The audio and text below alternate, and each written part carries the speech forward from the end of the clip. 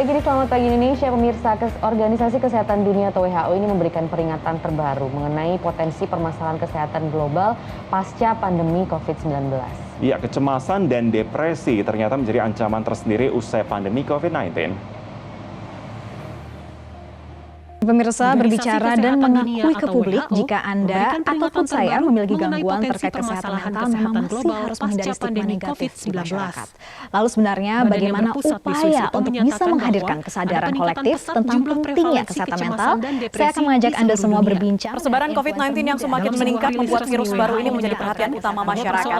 Tidak heran jika di lini masa hingga pemberitaan topik corona selalu kita temukan. Menerima informasi yang berlebihan nyatanya mampu berdampak pada psikis dan fisik seseorang. Ada namanya reaksi psikosomatik. Tapi apa sebetulnya reaksi psikosomatik dan bagaimana meredamnya? Kami ajak Anda untuk lebih waspada bagaimana corona bisa mempengaruhi kesehatan jiwa. Kita buka tapi sedih kalau memang kamu merasa sedih, jangan. Yang pertama kita lihat itu ada kerjasama yang dilakukan dengan lembaga kesehatan lainnya dalam Skala Merah Internasional dalam memperkuat respon global melalui pikiran. Jadi bahasa dan meski begitu rasa masih mengharapkan partisipasi dan pihak pemerintah dunia terkait hal sesuatu yang utamanya dalam investasi penyelidikan serta penelitian agar dapat memitigasi.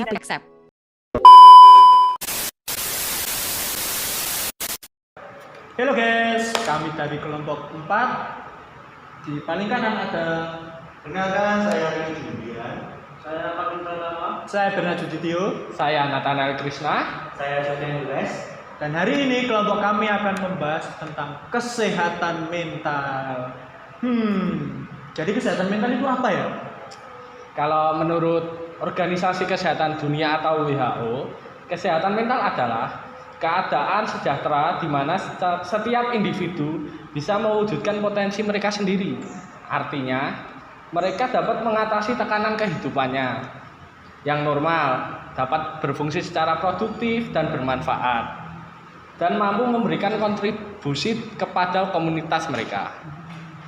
Itu menurut WHO. Tapi seringkali istilah kesehatan mental secara keliru digunakan sebagai ungkapan pengganti, seperti dalam masalah depresi atau kecemasan dan lain sebagainya. Padahal sebenarnya kesehatan mental tidak sama dengan masalah kesehatan mental. Itu maksudnya gimana ya, Mas? Mungkin dari yang saya tangkap, kesehatan mental itu berarti suatu kondisi di mana seseorang atau seorang individu itu memiliki mental atau psikis yang sehat. Jadi dia bisa menghadapi segala tekanan seperti tekanan tugas dan yang lain-lain. Apabila masalah kesehatan mental berarti berhubungan dengan penyakit atau kelainan atau ada masalah dalam kesehatan mental tersebut seperti depresi atau gangguan psiko dan yang lain-lainnya. Itu dari WHO ya? Iya. Kalau Dari sumber lain? ada sumber lain tentang kesehatan mental? Oke, menurut saya yang dilansir dari kesehatan mental dalam perspektif psikologi, kesehatan mental atau mental health adalah dalam suatu keadaan psikologi seseorang dalam menyelesaikan diri terhadap permasalahan-permasalahan baik yang ada dalam dirinya maupun yang berada di luar lingkungan dirinya dengan menunjukkan kemampuan maupun potensi yang dimilikinya. Oh, berarti kesehatan mental itu berada di dalam diri kita. Berarti lebih kayak persiapan dirinya gitu ya, Mas ya. Keadaan diri pribadinya gimana gitu ya. Bukan fisiknya tapi secara batinnya gitu ya, Mas ya. Pandangan yang dimunculkan dari pikiran kita sendiri. Nah, jadi kesehatan mental itu tidak ada hubungannya dengan fisik ya. Berarti itu beda ya? Berbeda, betul. Tidak bisa dipandang dengan mata keadaannya. Ya benar, karena itu berasal dari Dalam diri manusia. Kan juga ada itu pepatah yang mengatakan di dalam tubuh yang sehat terdapat jiwa yang kuat. Betul. Kaca ya. Iya, bisa itu Mas. Kayak gitu Mas. Kalau dalam Alkitab dijelaskannya hati yang gembira adalah obat. Yang mandiri. Sebegitu pentingnya ternyata ya kesehatan mental ini. Hati yang gembira adalah Obat. Lalu pasti dalam kesehatan mental tersebut ada masalah-masalah. Masalah-masalah kesehatan mental itu seperti apa ya? Contoh dari masalah kesehatan mental yang baru saja terjadi adalah mahasiswa diduga bunuh diri lompat dari lantai 11 hotel. Psikologi mengatakan bahwa ia mengalami depresi kondisi serius. Hal ini terjadi di Kantor Tunggal Depok, Kabupaten Sleman, hari Sabtu, tanggal 8 bulan 10 tahun 2022. Korban diduga tewas akibat depresi setelah ditemukannya surat keterangan psikologi dari rumah sakit mengenai kondisi korban.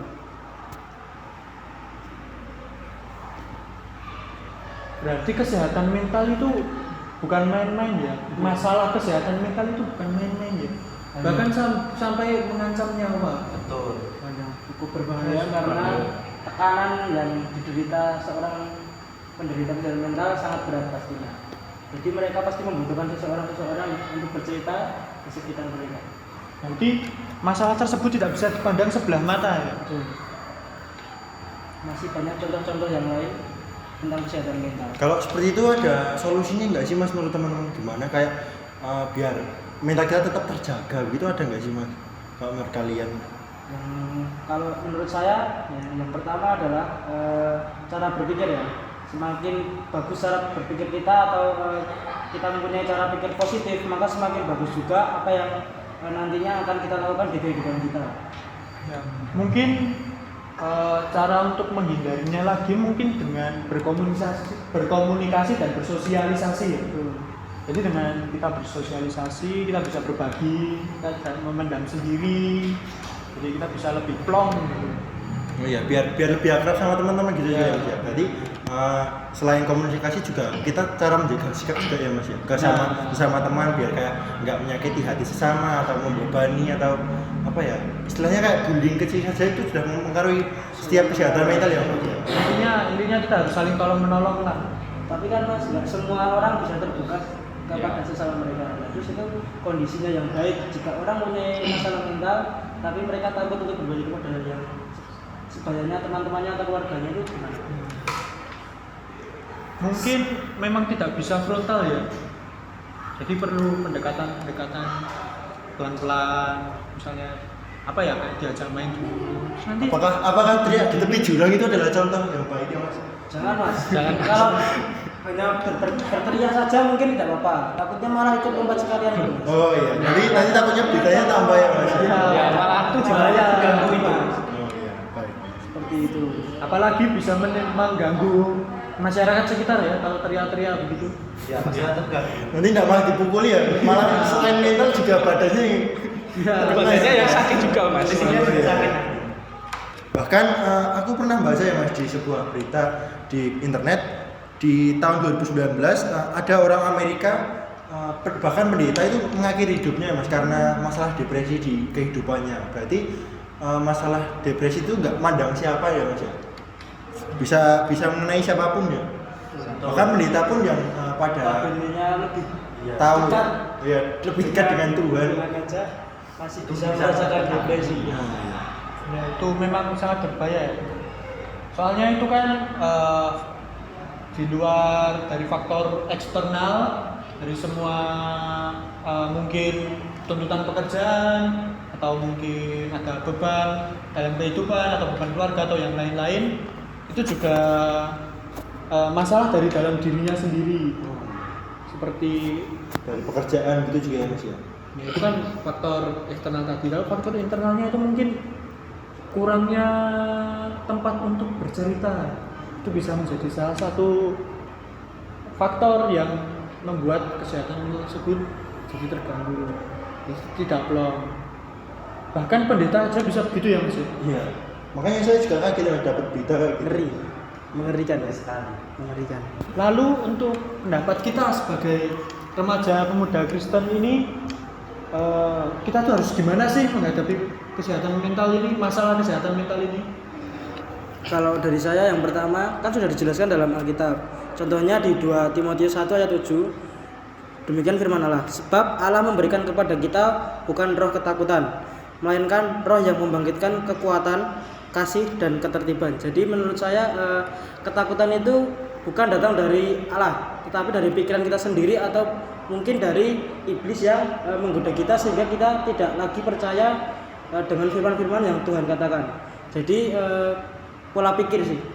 yang pertama itu menurut saya, atau ada tambahan Alkitab ayat-ayat lain? Oke, jadi saya menemukan pada ayat Filipi 4 ayat 6 dan yang ke-7 yang berbunyi, janganlah hendaknya kamu khawatir tentang apapun juga, tetapi nyatakanlah dalam segala hal keinginanmu kepada Allah dalam doa dan permohonan dengan ucapan syukur. Damai sejahtera Allah yang melampaui segala akal akan memelihara hati dan pikiranmu dalam diri Kristus Yesus. Jadi pada ayat ini adalah jika kita terkena kesehatan mental, kita bisa mengandalkan Allah yang selalu ada bersama kita. Hanya Allah yang akan mengerti sejatinya tentang kehidupan kita dan kita bisa berserah kepada Allah. Ya, hal itu juga ditegaskan di dalam kitab Mazmur 42 ayat 11. Yaitu, mengapa engkau tertekan hai jiwaku, dan mengapa engkau gelisah di dalam diriku? Berharaplah kepada Allah, sebab aku bersyukur lagi kepadanya, penolongku dan Allahku. Dalam Ulangan 31 ayat 8 dikatakan bahwa sebab Tuhan Dia sendiri akan berjalan di depanmu. Dia sendiri akan menyertai engkau. Dia tidak akan membiarkan engkau dan tidak akan meninggalkan engkau. Janganlah takut dan janganlah patah hati. Jadi dari ayat-ayat ini sudah jelas sekali ya teman-teman bahwa Tuhan tidak akan meninggalkan kita.